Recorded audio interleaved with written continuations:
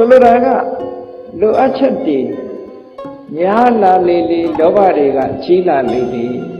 lo achat nelili, loba nelili. I don't know about Sura. You Pisilu, Masona.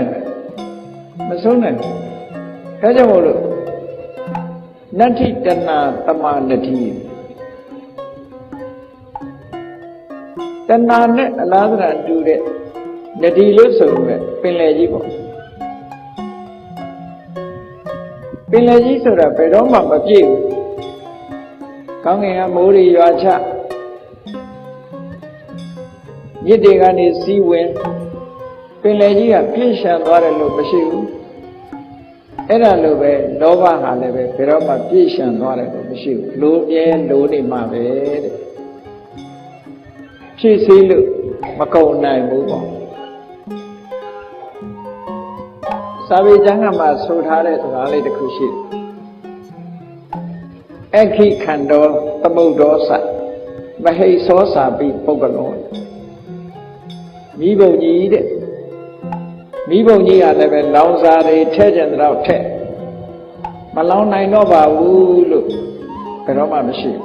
Tell and out ten, Long Jim Market. Name of Mamhobu. They look, me at now look, the son I move to the son. Tamodosa, Pinlegia leve, she is see when you're now win. Give me not a winner or look, Piosia, Chow machine. When you're now win, how near how later, Pinlegia did it, she. Erane allowed to wear it, but he saw some people Pogolo.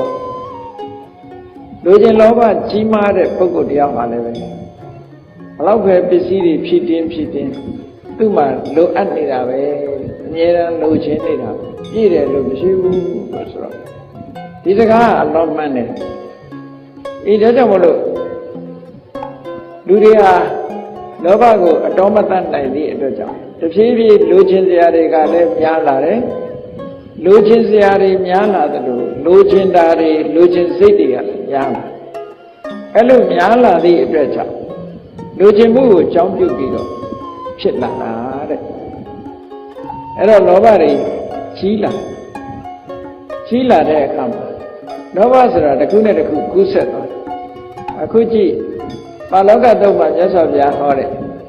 Atamara Gaswan, and Nova, swear the Kuba.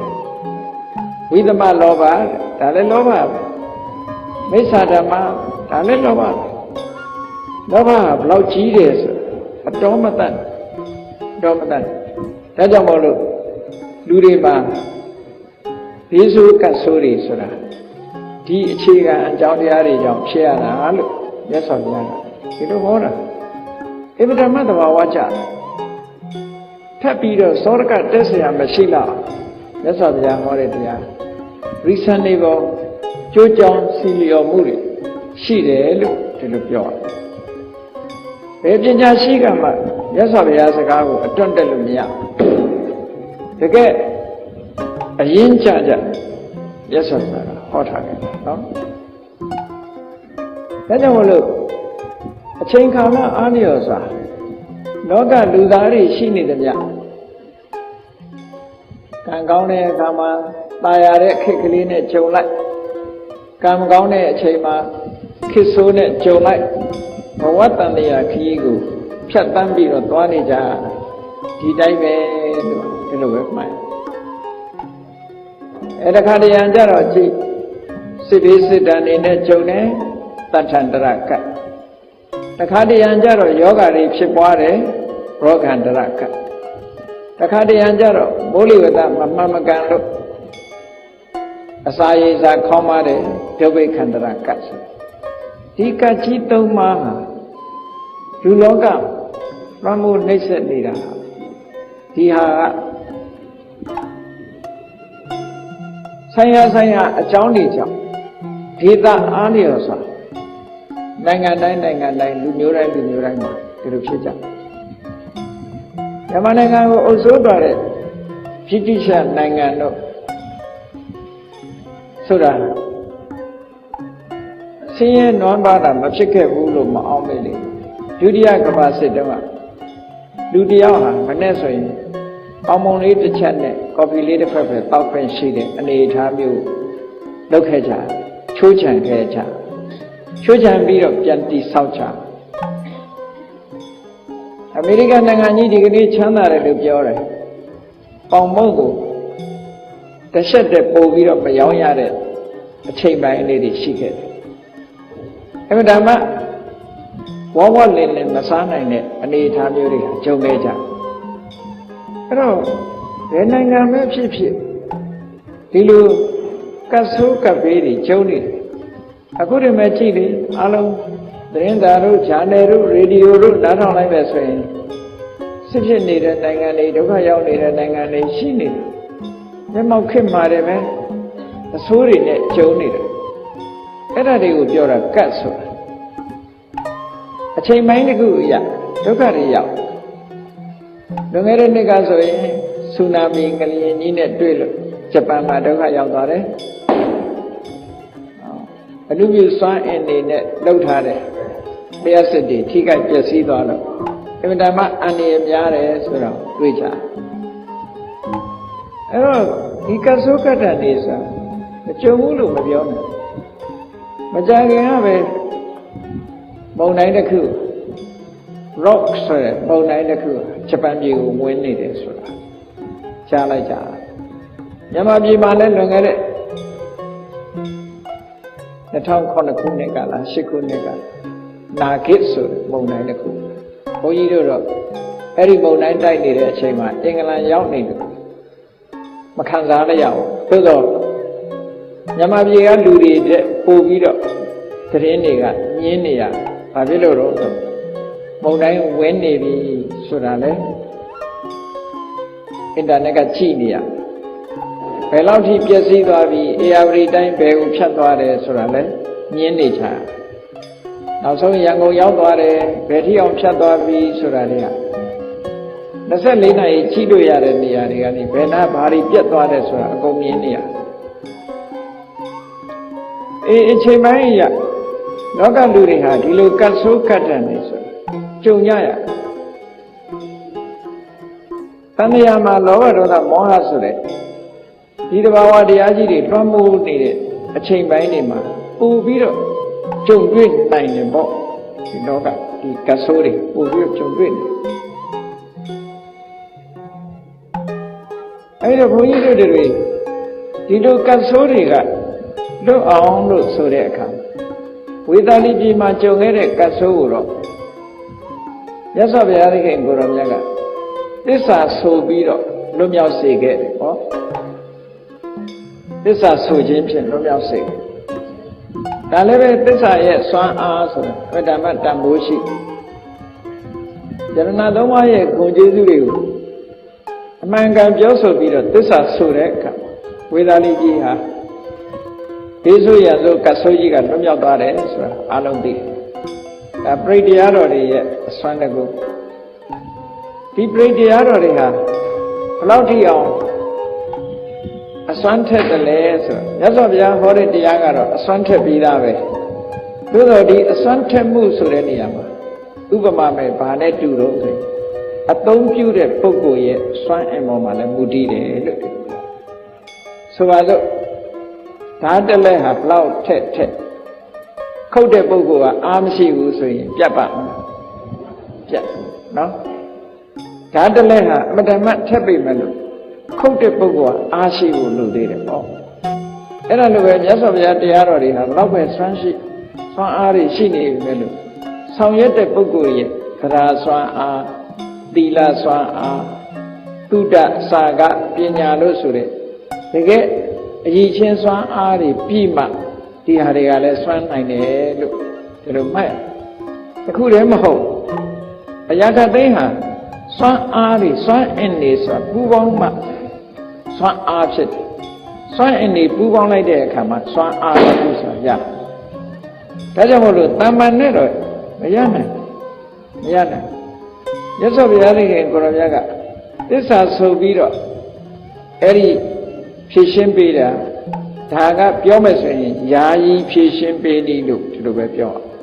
ယာယီဖြည့်ရှင်းပေးအခိုက်အတန့်ဖြည့်ရှင်းပေးထ ထာဝရဖြည့်ရှင်းပေးဖို့ဆိုတာကြတော့အမတ္တဗုဒ္ဓိကဘေးမှာမြတ်စွာဘုရားကဘာဟောတော့ဆိုအဲ့ဒီ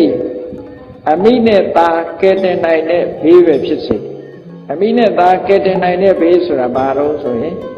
မိဘေးကြီးရေဘေးကြီးစစ်ဘေးစစ်ဒဏ်ကြီးလို့တဏှာမှာဘဝမှာမကြာခဏမိမိတို့ကြုံကြရတဲ့ဒီဘေးဒဏ်ကြီးတွေကိုလွတ်မြောက်ခြင်းဘာလို့ရမလဲပူခြင်းနာခြင်းတည်ခြင်းလို့ဆိုတဲ့အမိနဲ့သားနဲ့အဖတဦးနဲ့တူဘလို့မှအကာအကွယ်မပြုတ်နိုင်မကယ်တင်နိုင်တဲ့အမတ္တဗုဒ္ဓိကဘေးစစ်လို့ဆိုတဲ့ပူခြင်းနာခြင်းတည်ခြင်းဆိုတဲ့ဘေးတွေကျော်လွှားဖို့လွန်မြောက်ဖို့အတွက်ဘာလို့ရမလဲလို့မြတ်စွာဘုရားကအဲ့ဒီတုတ်တံမှာဟောတာကြတော့မဂ္ဂင်၈ပါးကိုပွားပါတဲ့ထားပြောတာနော်သစ္စာမဆုတ်ခိုင်းဘူးမဂ္ဂင်၈ပါးပွားမှာတကယ်ဘေးစုကတ်ဆိုးကြီးတွေလွန်မြောက်ချင်တော့မဂ္ဂင်၈ပါးကိုပွားပြီးတော့ဒီခင်းရန်ခင်းရဖြစ်တဲ့နိဗ္ဗာန်ချမ်းသာကိုရမှသာဘေးရန်ခတ်သိမ်းကလုံးဝလုံးမှာတဏှာထဲမှာနေရင်တော့ကြုံရမှာပဲတဏှာထဲမှာနေကြုံရမှာတဏှာထဲလည်းနေသေးတယ်ဘေးကလုံးဝလွတ်တယ်ဆိုတာရှိနိုင်မှာမလားမရှိနိုင်ဘူးเนาะနောက်ဆုံးတစ်ခုမဟုတ်တစ်ခုတော့ကြုံရတာဒါကြောင့်မလို့တဏှာမှာကြုံတွေ့ရတဲ့ဘေးဆိုတာတော့ကြုံမှာပဲဘာဖြစ်လို့တော့ဆိုကိုတူးတဲ့နေတာလည်းမဟုတ်ဘူးအဲ့ဒီတည်းမှာဘေးလို့ဆိုတဲ့နေရာမှာရသော်ဘုရားကဘယ်ဟာကိုဘေးလို့သတ်မှတ်ပြီးတော့ပြောတယ်လဲလို့ဆိုလို့ရှိရင်အခုပြောတဲ့လောဘဒေါသမောဟဆိုတဲ့လူတွေရဲ့တဏ္ဍာမှာဖြစ်တဲ့အကုသိုလ်တွေဟာတကယ်ဘေးရန်နေပဲဘာဖြစ်လို့လဲဆိုလူတွေဘေးရန်ဖြစ်အောင်လုပ်ပေးနေတာသူတို့ကြောင့်ဖြစ်တာဒါအတွင်းစိတ်ဓာတ်တွေအမှန်တမ်းအရေးကြီးတယ်ကြည့်လေမြတ်စွာဘုရားကသက္ကဝတိတုတ်တံမှာဟောထားတာရှိဘုန်းကြီးတို့ဟောထားတာအဲ့ဒီသက္ကဝတိတုတ်တံကိုချင်းချုပ်ပြီးတော့ယနေ့လူသားများရဲ့လက်ဖန်ကဘာဆိုတဲ့မှာဘာဖြစ်လို့လူတွေဟာတဖြည်းဖြည်းတက်တန်းတွေတိုးလာကြတယ်လို့ဆိုရင်အချင်းစာရိတ္တပြက်လာတာကြောင့်တိုးလာကိုချင်းတရားတွေပြက်ပြားလာမှုကြောင့်တက်တန်းတွေတိုးလာအဲ့တော့ဒီတက်တန်းတိုးရခြင်းအကြောင်းလားကိုချင်းတရားပေါ်မှာမူတည်တယ်ဆိုတာမတ္တမထင်ရှားဒါကြောင့်မလို့မြတ်စွာဘုရားသခင်ကိုရောမြတ်ကလူနဲ့သဘာဝပတ်ဝန်းကျင်နဲ့ဆက်ဆက်ပြီးပြောတဲ့အခါမှာအရေးကြီးဆုံးကလူတွေရဲ့တဏ္ဍာမှာဖြစ်တဲ့လောဘဒေါသမောဟဆိုတဲ့မီးတွေငြိမ်းအောင်လုပ်ဖို့ကပို့ပြီးတော့အရေးကြီးပါတယ်အဲ့ဒါတွေငြိမ်းအောင်မလုပ်နိုင်ဘူးဆိုလို့ရှိရင်တော့အပြင်ဘက်ကအန္တရာယ်ကလွတ်ဖို့ဆိုတာကတော့အာမခံချက်မရှိဘူးလို့ပြောရမှာပဲဒါကြောင့်မို့အရင်ကြပေးတဲ့အခါမှာမြတ်စွာဘုရားကမဂ္ဂင်၈ပါးကျင့်တရားကိုပဲကျင့်ပါလို့ဒီအမတ္တဗုဒ္ဓိကဘယသုတ်တံမှာအဲ့ဒီလိုဟောတာအဲ့လိုဟောတာဒါကအစိတ်ပိုင်းလိုက်တာမန်ကြုံရတဲ့ဘေးဆိုးကတ်ဆိုးတွေနော်ဒေသအလိုက်ကြုံရတယ်ဥပမာကိုယ်နိုင်ငံမကြုံဘူးတစ်ပြည့်နိုင်ငံကြုံတယ်ကိုယ်နိုင်ငံကြုံတယ်တခြားနိုင်ငံမကြုံဘူးဒီလိုဒေသအလိုက်ဘေးဆိုးကတ်ဆိုးဆိုတာကြုံတတ်သေးတယ်အဲ့ဒီအပြင်ကံကောင်းကြောင်းမလားလို့လူသားတွေနေတဲ့ဤစัจ java လားစัจ java လားဒီတစ်ခုတော့မကပဲနဲ့စัจ java လားဂရေတသိန်းမြတ်စွာဘုရားသခင်ကိုရောမြတ်ရဲ့တရားတော်တွေပြန့်ပွားရာ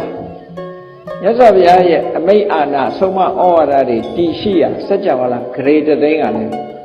တခါတရံကြတော့ဘေးဆိုးကတ်ဆိုးနဲ့ဂျုံပြီးတော့ပျက်စီးသွားတာတွေရှိသေးတယ်အဲ့ဒါကိုပြောရင်တော့ကဘာကြီးပြတ်တယ်လို့ပြောတော့ပေါ့နော်ကဘာပြတ်တယ်ဆိုတာဟာစัจ java လားဂရေတသိန်းပြတ်တာကိုပြောတာနော်ဒီတနိုင်ငံလေးငရင်လောက်တာတော့ဟိုတနိုင်ငံလေးဘာဖြစ်တာညာဖြစ်တာမိတောင်ပေါက်ကွဲတာတို့ဒုက္ခရောက်တာတို့ရေချီးတာတဲ့ဒါတွေကတာမန်ကိစ္စလေးတွေလို့ပြော